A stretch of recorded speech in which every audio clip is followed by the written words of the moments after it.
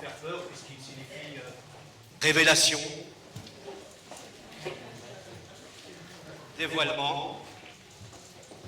C'est comme si si vous voulez, vous aviez avant une inauguration un drap qui recouvrait une statue ou autre, et on dévoile, on révèle à la vue de tous ce qu'il y a derrière.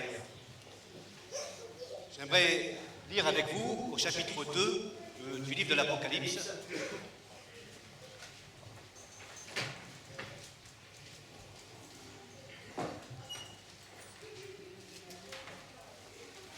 Chapitre 2.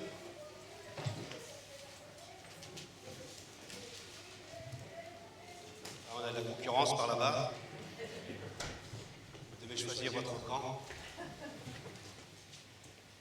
Chapitre 2, l'apôtre Jean écrit ce livre, le livre qui est adressé à l'ensemble des 7 églises. C'est ce que dit Jésus en révélation à Jean, et je lis ce message à la première église, l'église d'Éphèse. À l'ange de l'église qui est à Éphèse, écrit: voici ce que dit celui qui tient les 7 étoiles dans sa main droite et qui marche au milieu des 7 chandeliers d'or. Je connais ta conduite, la peine que tu prends et ta persévérance. Je sais que tu ne peux pas supporter les méchants. Tu as mis à l'épreuve ceux qui se prétendent apôtres et qui ne le sont pas. Et tu as décelé qu'ils mentaient. Tu as de la persévérance, tu as souffert à cause de moi et tu ne t'es pas lassé. J'ai cependant un reproche à te faire. Tu as abandonné l'amour que tu avais eu au début. Allons, rappelle-toi d'où tu es tombé, change et reviens à ta conduite première, sinon je viendrai à toi et je déplacerai ton chandelier si tu ne changes pas. Voici pourtant une chose que tu as en ta faveur. Tu détestes les œuvres des Nicolaïtes, tout comme moi. Que celui qui a des oreilles écoute ce que l'Esprit dit aux églises. Au vainqueur, je donnerai à manger du fruit de l'arbre de vie qui est dans le paradis de Dieu.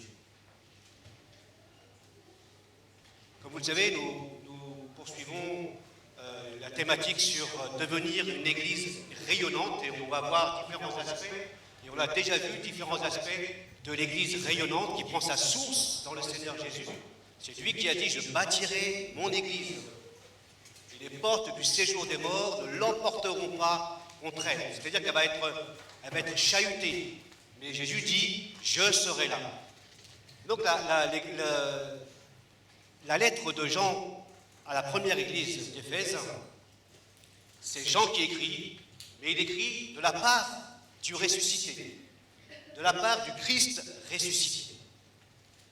Et donc il s'adresse à Éphèse, mais aux 7 églises qui sont dans la province d'Asie, et notamment l'Asie mineure, et notamment la Turquie actuelle. Vous voyez, pour faire simple, ça correspond à la Turquie actuelle, ces 7 églises. C'était des églises bien réelles, et non uniquement symboliques, comme peut-être certains ont pu l'affirmer, où ces églises pourraient symboliser différentes églises dans l'histoire de l'Église. Voilà, vous aviez là l'église d'Éphèse, l'église primitive, et puis ensuite il y avait l'église médiévale et d'autres églises. Or, on a l'impression que quand même, Jésus s'adresse à des églises physiques. Il s'adresse d'une manière concrète, il souligne des traits bien particuliers aux églises de cette région-là, de cette église. Il va, comme on l'a lu, souligner les qualités et les défauts. Donc, on s'adresse bien à une église déjà bien concrète, et non pas symbolique uniquement. Le chiffre 7 peut aussi poser problème, parce qu'il n'y avait pas que 7 églises dans la région. On oublie l'église de Colosse, l'église de Hiérapolis, par exemple. Les 7 églises indiquent qu'au travers peut-être de ces 7 églises d'Asie mineure, c'est la totalité des églises de tous les temps, dans tous les lieux, qui sont concernés par ce message. Ce message, on a bien compris, il s'adresse avant tout aux églises. C'est cette église. Et par extension, il va s'adresser à nous. Parce que le message reste valable aujourd'hui. Quelques mots sur la ville d'Éphèse. une ville prospère au 1er siècle, une ville idolâtre, une ville qui avait un temple, le temple d'Artémis, reconnu comme étant la 7e merveille du monde, par exemple. Donc ce n'était pas n'importe quelle ville. Si vous voulez avoir plus d'indications sur la ville et l'église d'Éphèse, il faut lire en parallèle tout le chapitre 19 des Actes des Apôtres. Et vous allez voir la naissance même de l'église d'Éphèse. On apprend tout simplement que cette église a été fondée par Paul et par ses collaborateurs, notamment Priscille et Aquilas et Apollos, qui ont été les fondateurs de cette église. On apprend également que dans cette église-là, à Éphèse, toujours en ayant Acte 19 à l'esprit, on peut juste retirer ça. Merci. On apprend dans l'église d'Éphèse, dans la ville d'Éphèse, qu'il y avait une école ou une faculté de théologie. Vous savez, c'est la première faculté de théologie qu'on rencontre après Jésus. Jésus, il avait une faculté de théologie itinérante. D'accord ? Il partait de ville en ville. Mais là, on a une école, finalement, qui se trouve chez une personne, Tyrannus. Donc pendant 2 ans, vous est-il dit, Paul enseignait dans cette école de Tyrannus. C'est dire, et on va mieux comprendre pourquoi Éphèse était bien ancrée dans la parole de Dieu, était fidèle à l'égard de la doctrine et de l'enseignement, parce que pendant 2 ans, Paul enseignait dans cette école de Tyrannus. Et on peut aussi penser qu'à partir de cette fondation de l'église d'Éphèse, d'autres églises ont vu le jour, comme Colosse, comme je l'ai dit, Hiérapolis et Laodicée. Dans cette ville d'Éphèse, il y avait donc ce temple d'Artémis, il y avait un commerce florissant, il y avait une idolâtrie aussi bien présente, puisque nous lisons par exemple un extrait dans Acte 19, versets 18 et 19, la parole agissait avec puissance dans les cœurs et dans les vies. Beaucoup de croyants venaient confesser publiquement ce qu'ils avaient fait, ceux qui pratiquaient la magie apportèrent leurs livres pour les brûler en public. On estimait à 50 000 pièces d'argent ce qui était brûlé. Vous voyez, c'était une ville quand même particulière. Et à côté de cela, on lit encore des miracles extraordinaires s'opérèrent par les mains de Paul. Et ainsi, la parole du Seigneur se répandait et gagnait en puissance. Il y a quand même une bataille spirituelle, on l'a vu la semaine dernière. Il y a un monde invisible à nos yeux, un monde mauvais, des puissances mauvaises, on l'a vu hier, qui ont une action dans ce monde terrestre. Ces puissances mauvaises, on l'a vu à Éphésiens 6, ces puissances mauvaises ont une action dans ce monde terrestre. Et en même temps, il y a la puissance même de Dieu, Jésus-Christ qui est au-dessus de toute domination, toute autorité, tout trône. Lui, c'est lui qui aussi agit en faveur de l'Église, parce que c'est son Église et il a bâti. Donc, il y a vraiment un combat que l'on soit conscient ou non, qui agit. Et il est bon de se souvenir de ce combat-là. Et quand vraiment il y a des conversions, quand les gens abandonnent leur vie passée, abandonnent l'idolâtrie, abandonnent la magie, l'occultisme, etc., il se passe des choses extraordinaires. Ils se convertissent vers le Seigneur. Et quand il y a des conversions, il y a de l'opposition aussi. Et c'est ce que nous disons encore dans ce contexte d'Éphésiens, chapitre 19. Le problème, c'est qu'il y avait ce fameux temple d'Artémis, d'accord? Et puis il y avait des commerçants autour. Des commerçants qui vendaient des petits temples miniatures. Vous avez un peu une idée, quand vous allez en voyage, vous ramenez la petite tour Eiffel. Vous voyez? C'était pareil. Donc il y avait un temple d'Artémis, et puis il y avait des commerces autour, et il y avait un bijoutier vraiment riche. Il commence à se poser des questions, il s'est dit, mais on fait faillite, notre chiffre d'affaires il chute. Et pourquoi? Parce que les gens n'achètent plus de temples en miniature, les gens se convertissent à Jésus-Christ. Et que fait Démétrius? Il soulève le peuple. Il y a toute une émeute, et on va s'en prendre à Paul et à ses compagnons, on va les accuser finalement d'être de ceux qui les empêchent de prospérer. C'est vous dire l'opposition qu'il y a entre la parole de Dieu se répand, elle ne se répand pas sans opposition. On apprend aussi qu'à son départ d'Éphèse, Paul avertit l'Église de manière solennellement et va leur dire « Je le sais, quand je ne serai plus là, des loups féroces se glisseront parmi vous et seront sans pitié pour le troupeau. De vos propres rangs surgiront des hommes qui emploieront un langage mensonger pour se faire des disciples. » Toujours acte 20. Donc Paul avait bien anticipé ce qui allait arriver dans l'église d'Éphèse. C'est pourquoi il envoie à un moment donné Timothée pour régler le problème. Alors ça, c'était un peu le contexte d'Éphésiens, de la ville d'Éphèse. Je vous invite à lire chapitres 19 et 20. Chapitre Acte des Apôtres. Voilà. J'étais Éphésiens. Revenons-en à la deuxième épître aux Éphésiens. Là, on est bon. D'accord? Deuxième lettre aux Éphésiens, dans l'Apocalypse. Verset 1, écrit à l'ange de l'église d'Éphèse. Alors le mot ange signifie envoyé, messager. On ne sait pas trop comment on sait comment le traduire, mais on ne sait pas à quoi ça correspond exactement. Quels sont ces anges dont il s'agit ici, puisqu'il est écrit à l'ange de l'église d'Éphèse. Donc dans cette église, y a-t-il un ange? Est-ce que Jean s'adresse à des délégués, aux pasteurs en charge de l'Église? Est-ce qu'il s'adresse à l'état d'esprit de l'Église d'Éphèse? Ça reste en suspens. En tous les cas, les anges, écrits à l'ange de l'Église d'Éphèse, nous lisons ensemble,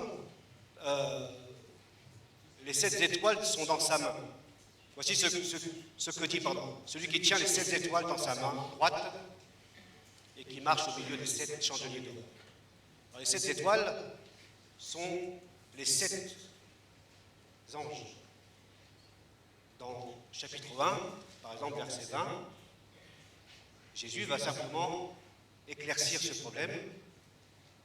Il va dire, mais d'abord, voici quel est le secret des 7 étoiles que tu as vues dans ma main droite et des 7 chandeliers d'or. Les 7 étoiles sont les anges des 7 églises. Et les 7 chandeliers, les 7 églises. Donc les 7 étoiles, les anges de chaque église. C'est vrai que quand on s'adresse à des anges dans une église, on peut penser aussi qu'il y a des anges associés d'une certaine manière, puisque Jean, plusieurs fois, chapitre 19 par exemple, chapitre 22, parlera des anges comme étant des compagnons de service. Daniel, également, chapitre 10, parlera de l'archange Michel, qui est le chef du peuple de Dieu. Voyez? Donc on peut aussi d'une certaine manière associer des anges à l'Église. Mais ça, à saisir avec prudence.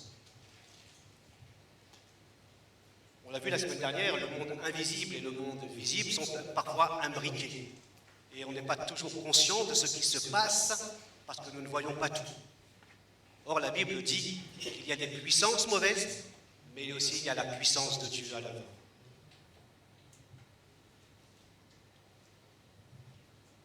Les 7 chandeliers sont les 7 églises dans la main de Dieu. On l'a lu, le chapitre 1, verset 20. Déjà, pour ce premier verset, on peut souligner plusieurs choses. Le fait que le Christ ressuscité tienne dans sa main droite les 7 étoiles et les 7 chandeliers, chandeliers avec pour principe d'éclairer, nous rappelle sa souveraineté, son autorité et sa puissance sur toute chose. Les anges, comme l'Église, sont dans sa main. La deuxième chose importante, c'est qu'il marche au milieu de l'Église.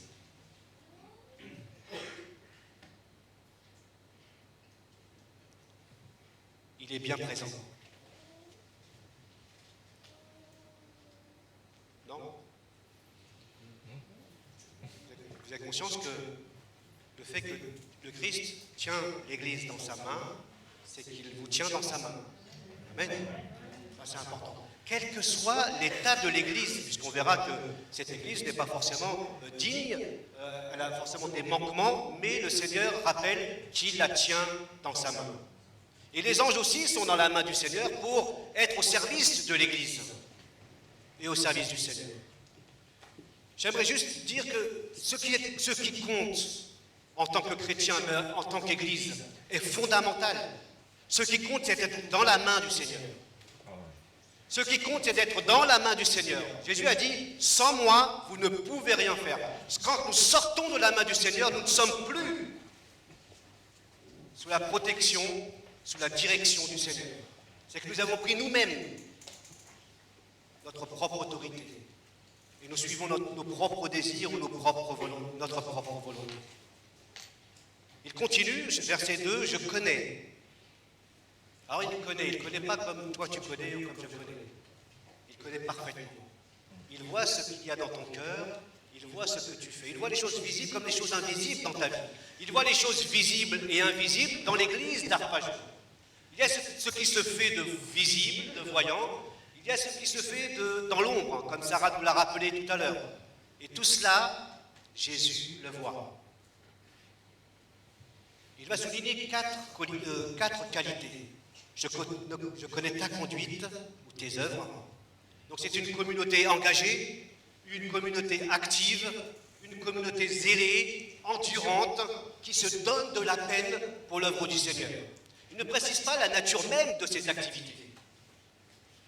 Mais on peut penser sans problème qu'elle était bien engagée dans différents domaines de l'Église, puisque le Seigneur la loue et la félicite. C'est important de souligner ça. Jésus félicite l'Église d'Éphèse. Il la loue pour sa conduite et pour ses œuvres. Et parfois on peut se dire, mais ce que je fais n'aboutit pas. Ce que j'accomplis, je n'ai pas de retour dans ce que je fais. On peut se lasser, on peut se décourager. Parce que les autres autour de nous ne sont peut-être pas conscients de toute la peine qu'on se donne, de tous les efforts qu'on se donne. Jésus te rappelle. Je connais tes œuvres. Pas besoin que les autres forcément le connaissent. Mais moi je connais. Et ce qui compte, ce n'est pas forcément ce que les gens pensent de toi, c'est ce que Dieu pense de toi. Et ça change tout. Quand tu cours après ce que pensent les autres de toi, tu vas toujours courir après les autres. Qu'est-ce que tu penses? Est-ce que j'ai été bien? Qu'est-ce que j'ai fait de mal? Qu'est-ce que Dieu pense de toi? Ça compte. Je ne veux pas dire que ce que les autres pensent de toi ne compte pas aussi. Mais ce n'est pas ce qui va déterminer ta vie.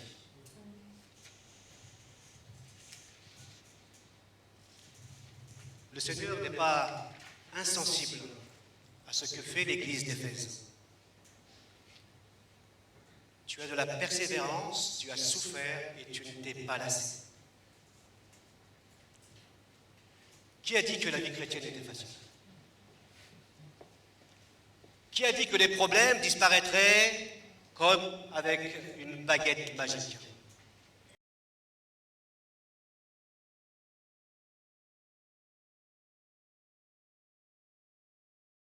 Tu as pris de la peine. La souffrance, la peine, la persévérance, l'endurance fait partie de la vie chrétienne. Jésus l'a dit, que de le suivre n'était pas quelque chose de facile. De dire que quand tu vas suivre le Seigneur, tout va s'arranger dans ta vie. Jésus a dit, celui qui veut me suivre, qu'il renonce à soi-même. Qu'il se charge de sa croix et qu'il me suive. Il n'a pas dit, viens, t'inquiète, je vais régler tout. Il a dit, attention, mais si tu me suis, tu vas souffrir. Jésus met l'accent sur le coût. Quand il dit que celui qui part en guerre doit calculer la dépense, que celui qui construit une ville doit calculer aussi la dépense, c'est dans le cadre de la suivance au Christ. En gros, il dit, fais attention, ne me suis pas n'importe comment, calcule le coût. Et réfléchis bien avant de me suivre. Et en effet, suivre le Seigneur, parfois, je ne dis pas que c'est systématique, mais parfois, eh bien, nous rencontrons de l'opposition. Et les chrétiens d'Éphèse rencontraient de l'opposition, parce qu'ils refusaient de participer aux cérémonies religieuses du temple d'Artémis, avec ses prêtres. Et à cette époque, eh bien, il y avait des sortes de, on le voit en études bibliques, hein, des associations, des corporations d'artisans. Et vous faisiez partie d'une corporation, bien souvent, d'artisans, de maçons, de charpentiers. Et donc, chaque corporation était placée sous le patronage d'une divinité. Et on devait offrir des sacrifices. On devait apporter de l'allégeance à cette divinité. C'est dire combien les chrétiens étaient tiraillés. Comment participer à ça? Et le fait de ne pas participer, eh bien, conduisait ces chrétiens au rejet, à la persécution. Certains, parce qu'ils étaient chrétiens, eh bien, on ne traitait pas avec eux dans les affaires. On ne leur vendait pas parce qu'ils étaient chrétiens. Ça vous rappelle Apocalypse 13? On ne pourra ni vendre ni acheter parce qu'ils avaient la marque de la bête. Et simplement dans Apocalypse 13, verset 17, la marque de la bête, on l'a vu dans les études bibliques, c'est simplement une allégeance.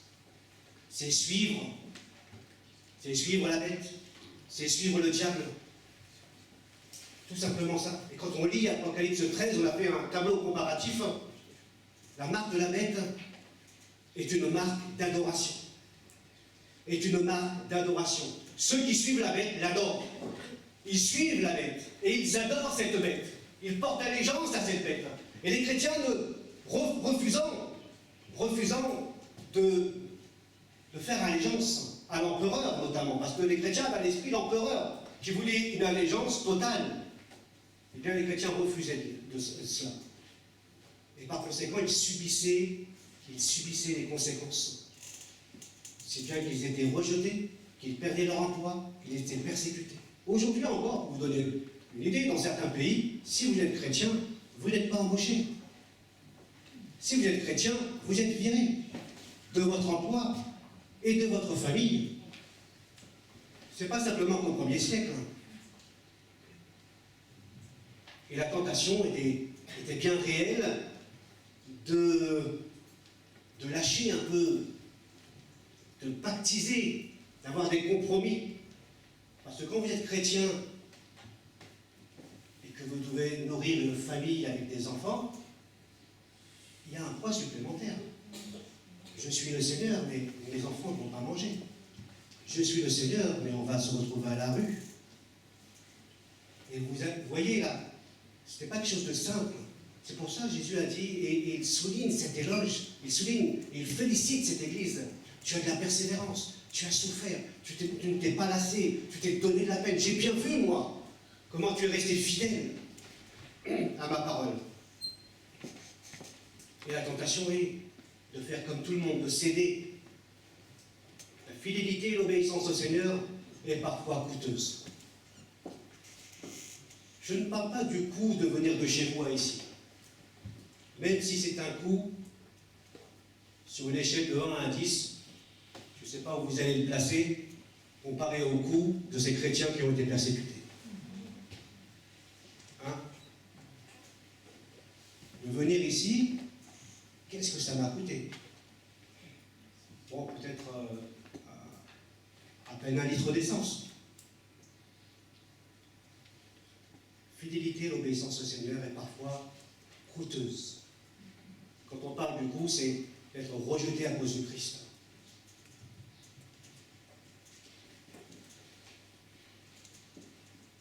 Il souligne également sa fidélité doctrinale et éthique, son discernement spirituel, verset 2. Tu as mis à l'épreuve ceux qui se prétendent apôtres sans l'être et tu les as trouvés menteurs. Autrement dit, l'Église d'Éphèse a su démasquer les faux enseignants. On entend souvent peut-être dire aujourd'hui ce qui compte c'est l'amour. Le reste, on s'en fout. Ce qui compte, c'est l'amour. Mais par amour, on peut faire n'importe quoi. On peut aimer par amour, mais de la mauvaise manière. quand malheureusement une femme est battue à mort par son mari et qu'elle ne veut absolument pas le quitter, et vous lui dites « Pourquoi ? Parce que je l'aime !» Seul l'amour compte? Je ne sais pas. On entend souvent dire aussi qu'il faut être ouvert d'esprit, que nous sommes au XXIe siècle, que nous devons aussi progresser. On est dans un pluralisme religieux, un pluralisme des idées aussi. Vous le savez, chacun a sa vérité. Personne ne peut prétendre avoir la vérité. Or, j'ai l'impression ici de lire que le Seigneur Jésus félicite cette Église d'avoir exercé le discernement spirituel et de s'être attaché à la vérité du Christ en rejetant les autres enseignements. Ce qui compte, encore une fois, c'est ce que Dieu pense de la vérité. Alors, pas toujours de définir ce qu'est la vérité. Elle est à la fois une personne en Christ, je suis le chemin, la vérité, la vie, mais aussi un enseignement que Jésus a donné à ses apôtres et à l'Église. Un enseignement à croire, à nous approprier, un enseignement à vivre aussi. Il nous faut peut-être, comme l'Église d'Éphèse, qui était fidèle pour discerner la contrefaçon. On sait, c'est toujours difficile, hein? Est-ce que c'est un vrai, ou est-ce que c'est des vrais Nike, est-ce que c'est un vrai sac que tu as? Comment tu sais que c'est un vrai? Il y a ceux qui sont simplement habitués à ça. Distinguer le vrai du faux. Et on peut se laisser prendre en tant que chrétien parce que parfois le faux est mélangé au vrai. Et c'est ce qui rend peut-être le discernement plus compliqué. La Bible laisse entendre aussi que toutes les représentations du Christ, toutes les façons de vivre sa foi, tous les enseignements que nous avons, même les plus pieuses, ne sont pas nécessairement conformes à la parole de Dieu. Tout ce que nous qualifions comme foi chrétienne ne correspond pas forcément à la foi chrétienne telle qu'elle est décrite dans la Bible. Dire qu'un enseignement est faux, cela ne signifie pas que toutes les parties de cet enseignement n'est pas bon, que chaque partie est fausse, mais qu'elle contient des parties plus ou moins vraies, mais des erreurs capitales, ce qui conduit à rendre l'enseignement complètement faux. Je dis bien sur des erreurs capitales. Par exemple, une erreur qui consiste à dire que Christ n'est pas ressuscité est une erreur capitale. Vous voyez ? Une vérité qui consiste à dire que nous devons, pour les hommes, être en jean et pour les femmes en robe, c'est une vérité capitale. Non. Une vérité secondaire. Et parfois, dans nos esprits, nous avons catégorisé la vérité. C'est soit blanc, soit noir. Vous voyez ? Il peut arriver, comme je l'ai dit, la résurrection du Christ est capitale. C'est blanc ou c'est noir. Mais dans la Bible, vous avez après des zones d'ombre, des déclinaisons, ce que j'appellerais peut-être des zones grises. Ce n'est pas ni blanc, ni noir. Ce sont des vérités secondaires. Vérité importante, mais vérité secondaire. C'est ce qu'on voit, pour être plus sérieux, les mercredis soirs concernant la fin des temps. Il y a des vérités secondaires. On n'est pas forcément tous en accord là-dessus, mais on est d'accord sur le fait que le Christ revient nous chercher. Les modalités de le partager sont encore là des vérités secondaires. On croit à la création de 24 heures chaque jour, de 24 heures. Dieu a créé littéralement la création, ce monde, en 6 jours, en 7 jours. Et puis d'autres vont dire que non, que c'est plutôt une approche littéraire, un arrangement littéraire de l'auteur. C'est super important. Moi j'aime et j'adore, mais on s'en fout. Ce qui compte, l'un et l'autre, c'est qu'on croit au Dieu créateur. C'est lui qui a fait, et sans lui, rien n'a été fait. Et c'est par la foi que nous comprenons que le monde a été créé, quelle que soit ta position. Ce sont des vérités importantes, secondaires. Et puis voilà. Et puis après, on peut aller encore de plus en plus bas. Je dis, qu'est-ce que c'est? La batterie est secondaire ou capitale dans un culte? Oh.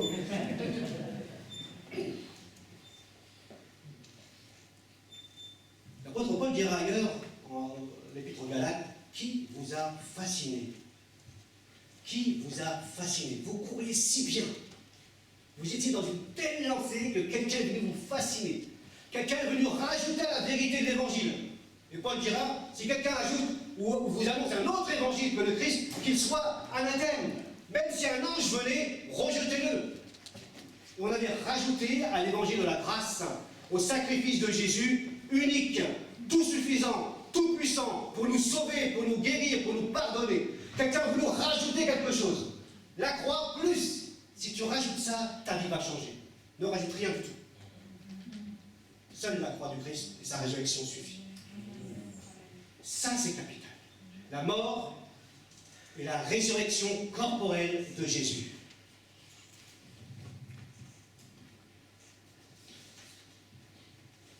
Verset 5. Tu détestes les œuvres des Nicolaïtes, tout comme moi.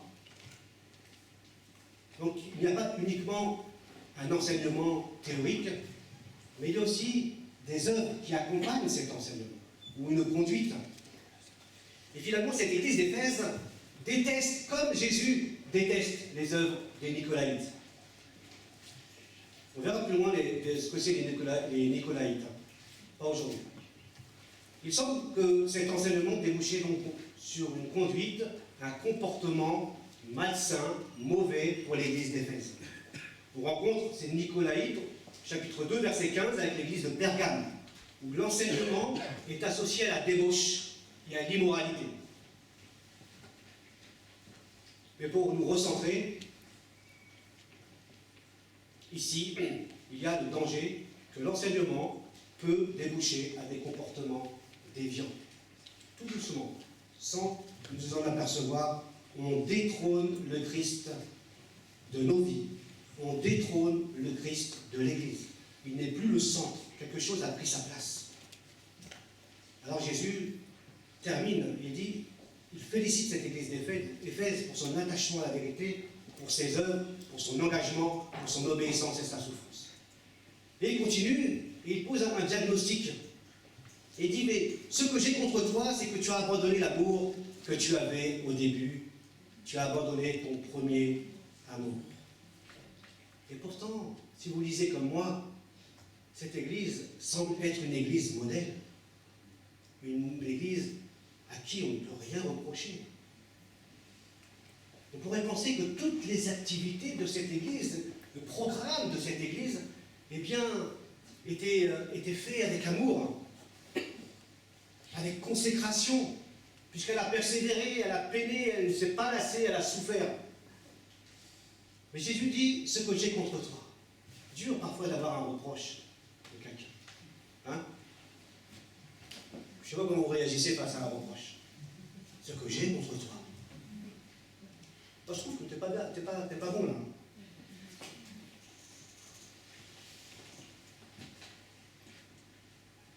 Le reproche de Dieu est un reproche bienveillant.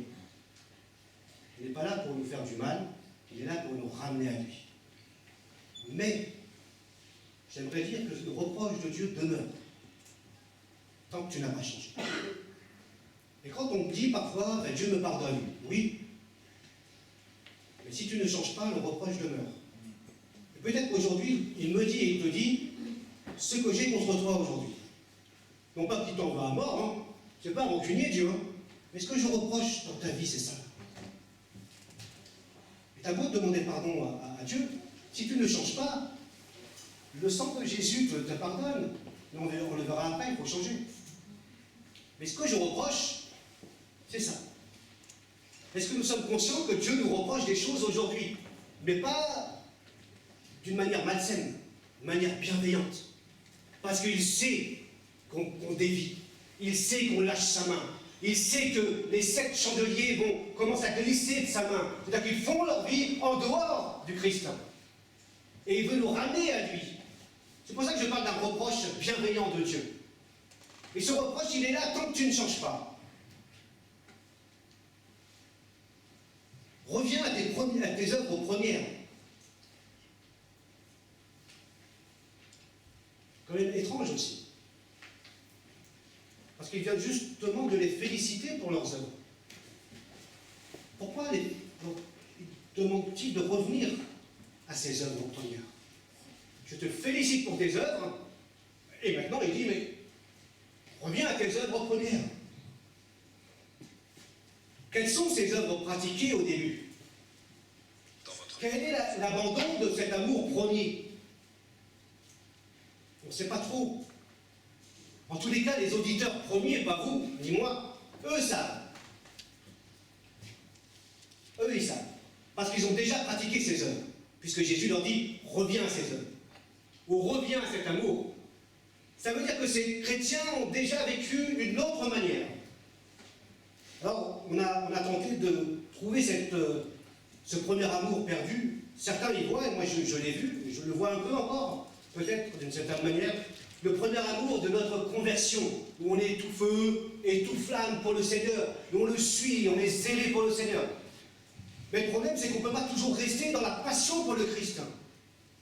On ne peut pas toujours rester tout feu, tout flamme pour le Seigneur, et plus encore, ce n'est pas parce que je suis tout feu, tout flamme que je vis correctement pour le Seigneur. D'accord? Et je crois qu'au début de ma vie chrétienne, j'étais tout feu, tout flamme, et qu'est-ce que j'ai fait comme ânerie? Ah, c'est pas une garantie, tu vois? Certains vont dire, mais c'est l'enthousiasme, c'est la spontanéité, c'est la passion amoureuse. Et les psychologues vous disent que si tu dures dans la passion amoureuse, c'est qu'il y a quelque chose de malsain. Dans une relation de couple, la passion amoureuse doit laisser quelque chose d'autre arriver. L'affermissement de l'amour, qui n'est pas moins, mais qui s'affermit normalement dans le couple. Donc c'est ni la passion amoureuse, ni l'enthousiasme, ni la spontanéité ne sont forcément une marque de spiritualité. L'amour peut être aussi dans la conviction et dans les habitudes. D'autres voient dans l'abandon du premier amour la perte du zèle pour répandre l'évangile. L'activité missionnaire est ici soulignée. Mais il y a quand même une référence à l'amour du début. L'amour que l'Église avait au départ. Et dans Éphésiens 1, verset 15, j'ai trouvé intéressant, j'ai dit waouh! Je lis, j'ai entendu parler de votre foi au Seigneur. J'ai entendu parler de votre foi au Seigneur Jésus et de votre amour pour tous les saints. J'ai entendu parler de votre foi dans le Seigneur Jésus et de votre amour pour tous les saints. Là, il y a un amour du départ.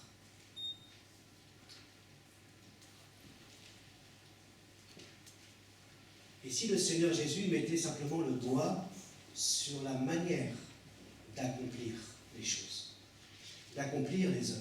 Quelqu'un a traduit « Retrouve l'inspiration première de tes œuvres ».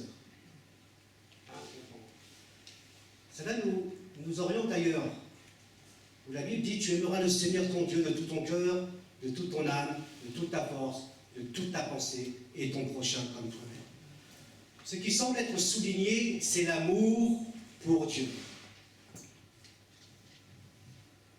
Et que Dieu, peut-être, souligne ici et dit qu'il est plus intéressé par ton cœur pour lui, par ton amour pour lui, que par toutes tes activités, quelles qu'elles soient. Titre personnel, mais toi, Église d'Arpajon aussi. Tu as un beau programme, tu as des belles activités, tu as un enseignement diversifié, tu as beaucoup de jeunes, tu as beaucoup d'enfants, ton Église, elle est là, il y a du monde.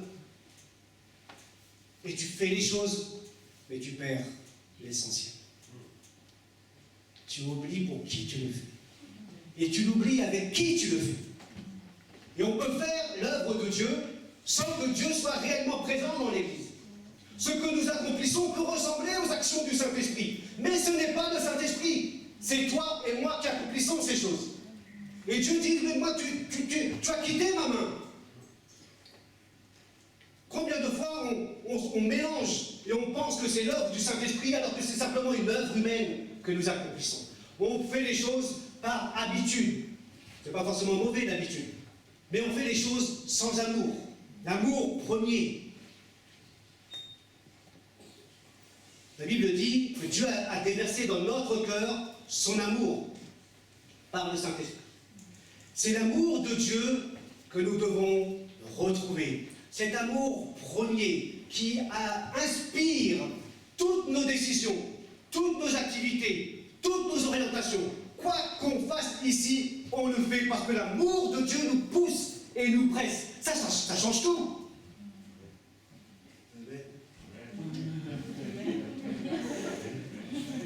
Certains diraient cache ta joie. Non, pas toi, tu as dit amen, c'est super, mais cachez votre joie, vous, là, les autres. On l'a pensé. On l'a pensé. Ah, c'est pour ça que j'ai vu de la fumée là-haut. Mais c'est comme si tu rentrais dans une maison d'un couple, dans un appartement, et tu rentres, et tu visites cet appartement, tout est nickel. T'es déjà rentré dans une maison comme ça? Oui. C'est chez toi? L'aspirateur est passé, chaque chose à sa place, tout est rangé, les vêtements bien pliés, pas comme chez moi, pas comme moi. Maison modèle, tu vas dans le frigo, tout est plein. Ah. Le chien, le lapin, ils sont propres. Une atmosphère, tu dis waouh, chaque chose a sa place. Et tu vois le mari là, la femme là, et il manque quelque chose. Tu sens pas une ambiance harmonieuse. Tu dis c'est bien rangé, il n'y a pas de vie, il n'y a pas d'amour, il y a quelque chose qui manque. Simplement juste faire un parallèle. L'église d'Éphèse, l'église d'Arpajon, les choses sont peut-être bien rangées. Le frigo est bien plein. Les choses sont à leur place. Les programmes sont là. Les ministères sont là. Mais il manque quelque chose. Il manque quelque chose qui va donner de la saveur, tu vois. Hein? Le beurre qui va relever ou le sel qui va relever quelque chose. Il manque l'amour. Tu vois. Et ça, c'est capital. Sans l'amour de Dieu, tout ce que nous accomplissons ne sert à rien. Le souci de la vérité ne sert à rien. Le rejet du mensonge ne sert à rien. La persévérance, les œuvres ne servent à rien. C'est ce que dit 1 Corinthiens 13. Je peux faire l'expérience de révélation. Si je n'ai pas l'amour, je suis rien. Je peux avoir la connaissance, le savoir, mais si je n'ai pas l'amour, je ne suis rien. Je peux sacrifier tous mes biens, donner ma vie pour aider les autres. Si je n'ai pas l'amour, ça ne sert à rien. Et l'amour, c'est pas ton amour, c'est l'amour agapé, celui qui a été déversé, on l'a vu, Romains 5,5 dans nos cœurs. L'amour de Dieu a été répandu dans vos cœurs par le Saint-Esprit. Cet amour-là qui sort et qui va rejaillir sur les autres. C'est la croix qui symbolise cela. Notre communion avec Dieu doit être retrouvée. C'est en lui que nous devons trouver la force, l'énergie, l'amour. C'est l'amour de Dieu en nous qui va ensuite rejaillir sur le plan horizontal, sur les autres. Et ça change tout. Ce n'est pas simplement sur le plan horizontal que nous devons nous aimer. Ça ne sert à rien, ça. Et on va pas bien loin avec ça. En revanche, si l'amour de Dieu est présent dans notre vie, forcément, on va voir ce que j'ai dit tout à l'heure. C'est ce qui manque. L'amour, c'est pas qu'un sentiment. C'est une action.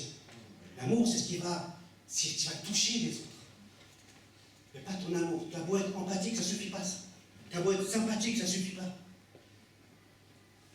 Mais l'amour de Dieu fait la différence. Alors Jésus leur dit, ah, rappelle-toi d'où tu es tombé. Le remède, bien sûr, il dit, reviens à Dieu. Rappelle-toi d'où tu es tombé, change et reviens à ta conduite première, verset 5. Et Jésus adresse 3 brefs mots d'ordre. Souviens-toi d'où tu es tombé. Le Seigneur nous demande de nous souvenir de ces œuvres que nous accomplissions avant. Et il le dit à Éphèse, la manière, qu'est-ce qui accompagnait toutes ces œuvres? On l'a vu tout à l'heure. L'amour pour Dieu, l'amour pour les autres. Il nous invite aussi à, peut-être d'une certaine manière, à nous souvenir d'où nous sommes tombés. D'une manière peut-être différente, je décline un peu l'application. Parfois tu as perdu aussi cet amour pour Dieu. Parce que tu as, suite à un découragement, suite à une lassitude, suite peut-être à un confort, tu as eu d'autres priorités dans ta vie. Et cette priorité peut-être du moment, et je le sais, parce que moi je suis passé par là, tu t'es dit je vais faire ça, puis après je vais revenir au Seigneur.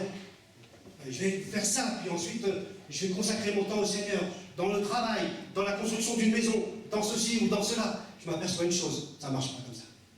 Je l'ai fait. Je suis parti. Quand tu donnes une priorité à autre chose, Dieu n'est plus présent dans ta vie. Rappelle-toi d'où tu es tombé. Parfois, tout simplement, ce n'est pas un problème d'épreuve. C'est un problème tout simplement de volonté et de désir. Tu as été attiré par quelque chose. Ça veut dire que quand tu es attiré par quelque chose d'autre, le Seigneur Jésus n'est plus dans ton cœur. Il n'a plus la première place dans ta vie. Il ne gouverne plus tes décisions et tes choix. Alors qu'au début, tu disais quoi? Qu'est-ce que Seigneur tu veux pour ma vie? Est-ce que je vais dans cette direction? Et tu priais, parce que tu mêlais le Seigneur Jésus dans toutes tes décisions. Ah, je me trompe ou non? Si ce n'est pas le cas, c'est grave. Et moi, je mêlais le Seigneur dans tout ce que je faisais, même trop parfois. Mais je le mêlais dans tout. Et je m'aperçois que après, je ne me mêlais dans rien. Parce qu'autre chose avait pris sa place. Et nous tombons dans un dessèchement spirituel. On ne sent plus l'amour de Dieu, la présence de Dieu. Le deuxième mot d'ordre, il dit change d'attitude, repens-toi. La repentance, tout simplement, faire demi-tour, changer de direction, revenir à Dieu, te mettre dans les meilleures dispositions pour retrouver cette communion avec Dieu. Ça, c'est important. Il n'y a pas de prix. Jésus a dit à Marie, par rapport à Marc, Marie a choisi la bonne place au bon moment. Elle était au pied du Seigneur Jésus. Et elle buvait ses paroles. Elle était dans la communion avec Dieu. Retrouve ce moment. Mets-toi dans les meilleures dispositions pour être à l'écoute du Seigneur. Viens à l'église au culte le dimanche matin. C'est pas facultatif. C'est pas une option. De ta vie spirituelle en dépend. Moins tu viens, plus tu t'éloigneras. Je ne suis pas prophète, c'est simplement ce qui se voit dans l'expérience des chrétiens. Encore une fois, je suis passé par là. J'ai quitté le Seigneur pendant 2 ans, peut-être 2 ans et demi, parce que voilà, j'ai voulu, j'ai délaissé sa présence, j'ai délaissé l'église. Eh bien, ça ne trompe pas. Et je suis revenu dans les pleurs, mes amis. Je suis revenu dans les pleurs. Et là, c'est comme une cicatrice. Je me dis, Seigneur, garde-moi.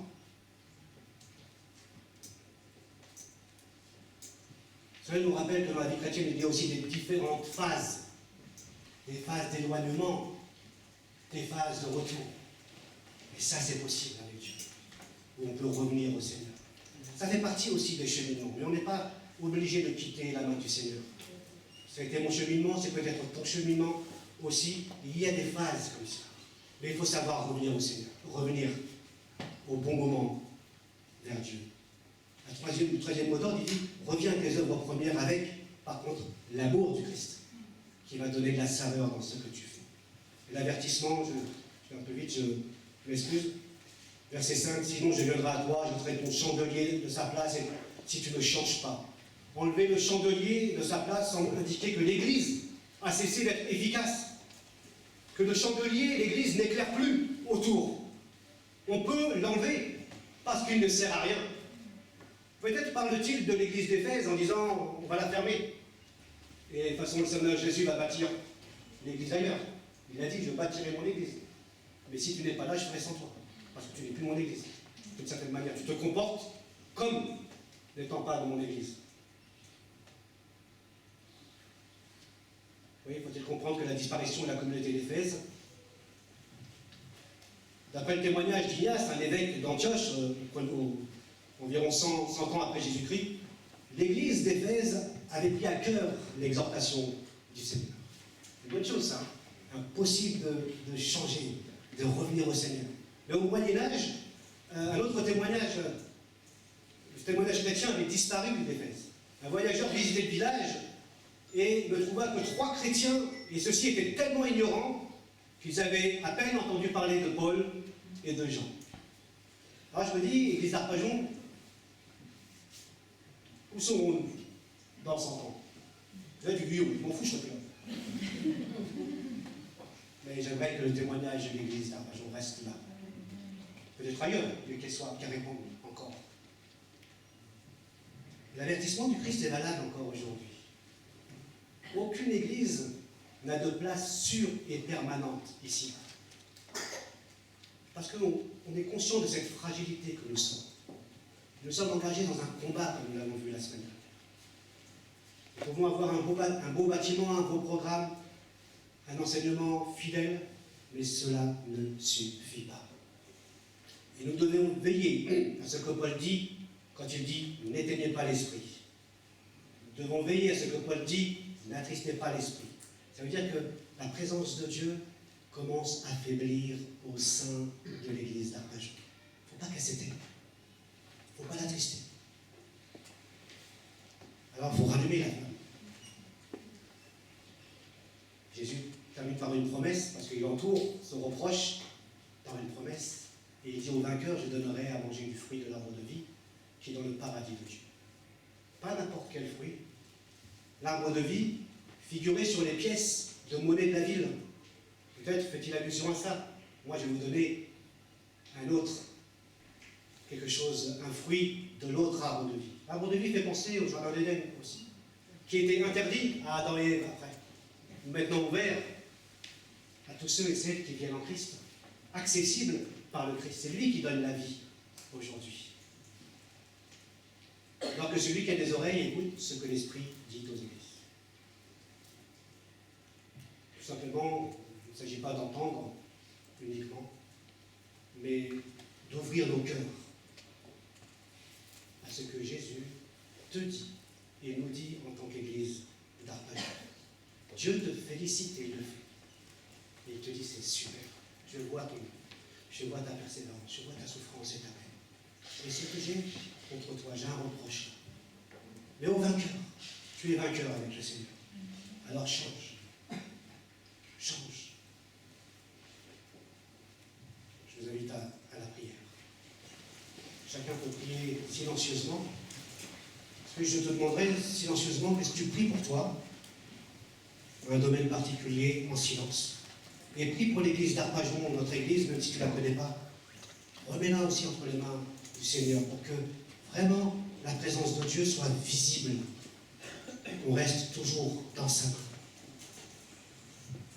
Je vais appeler Patrice pour prendre la suite. Et pour terminer par la prière.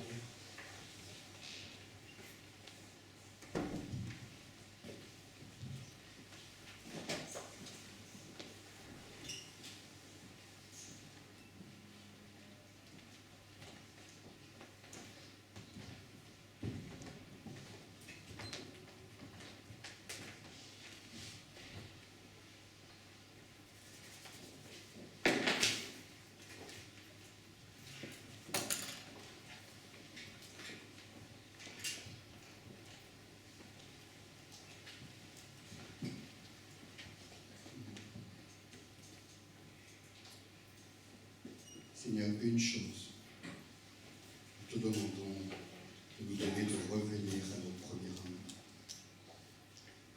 Personnellement, individuellement et au sein de notre assemblée. Que nous puissions être de ceux qui sont enflammés pour toi, mais de ceux aussi qui sont positionnés en toi, où tu contrôles toutes choses. Où, Seigneur, nous disons oui, où nous t'associons à tout. Seigneur, c'est une prière que nous faisons monter vers toi. Tu nous as aimés le premier, nous t'aimons en retour, Seigneur. Et nous ne voulons pas que ce soit que des mots. Nous voulons vraiment, Seigneur, que ce soit la réalité de nos vies, afin que, Seigneur, tu rayonnes. Pas nous, mais toi, tu rayonnes autour de nous. Sois béni parce que tu es le Dieu qui est capable de faire ce que nous ne pouvons pas. Seigneur, viens changer, viens transformer. Tu es le roi et tu as tous les droits dans nos vies. Nous sommes ta propriété, Seigneur, et nous sommes contents de l'être. Sois béni pour tes bienfaits, dans le nom de Jésus. Amen.